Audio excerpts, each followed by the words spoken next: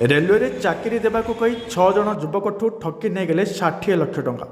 ଥାନାରେ ଅଭିଯୋଗ ପରେ ବନ୍ଧା ହେଲା ଠକ। ଏମିତି ଏକ ଘଟଣା ଘଟିଛି ଖଲିକୋଟ ଥାନା ଅଞ୍ଚଳରେ। ଖୋର୍ଦ୍ଧା ଜଟଣୀର ଜଣେ ବ୍ୟକ୍ତି ଦୀର୍ଘ ଦିନ ହେଲା ଯୁବକମାନଙ୍କୁ ରେଲୱେରେ ଚାକିରି ଦେବାକୁ କହି ଟଙ୍କା ନେଉଥିଲା। ଟଙ୍କା ନେବା ପରେ ଚାକିରି ହେଇଛି ବୋଲି କହି ନକଲି ନିଯୁକ୍ତିପତ୍ର ମଧ୍ୟ ଦେଉଥିଲା, କିନ୍ତୁ ପରେ ସେହି ନିଯୁକ୍ତିପତ୍ର ମାଗି ନେଉଥିଲା। ଏନେଇ ଗଞ୍ଜାମ ଜିଲ୍ଲା ଖଲିକୋଟ ଥାନାରେ ଅଭିଯୋଗ ପରେ ଜଟଣୀର ବୀରକିଶୋର ପ୍ରଧାନଙ୍କୁ ଗିରଫ କରିଛି ଖଲିକୋଟ ଥାନା ପୁଲିସ। ତେବେ ସୂଚନା ଅନୁଯାୟୀ ଖଲିକୋଟ ଥାନା ଗୁରୁଣ୍ଡି ଗ୍ରାମର ବିଦେଶୀ ମିଶ୍ର ଟ୍ରେନ୍ ଯାତ୍ରା ସମୟରେ ବୀରକିଶୋର ସହିତ ପରିଚୟ ହୋଇଥିଲା। ପରେ ସେ ରେଲୱେରେ ଚାକିରି କରିଦେବା ନେଇ କହି ବିଦେଶୀଙ୍କ ମନରେ ବିଶ୍ୱାସ ଜନ୍ମାଇଥିଲା। ପରେ ବିଦେଶୀଙ୍କ ସମେତ ଖଲିକୋଟ, ରମ୍ଭା, ମାନାପଲ୍ଲୀ ଗ୍ରାମରେ କିଛି ଯୁବକ ଚାକିରି ଆଶାରେ ପାଖାପାଖି 60 ଲକ୍ଷ ଟଙ୍କା ବୀରକିଶୋରଙ୍କୁ ଦେଇଥିଲେ।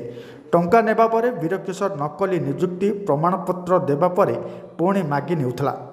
ଏହାପରେ ବୀରକିଶୋର ଫୋନ୍ ଉଠାଇବା ବନ୍ଦ କରିଦେଇଥିଲେ।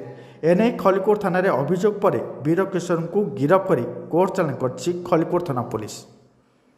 ବ୍ୟୁରୋ ରିପୋର୍ଟ, ଖଲିକୋଟ ଖବର।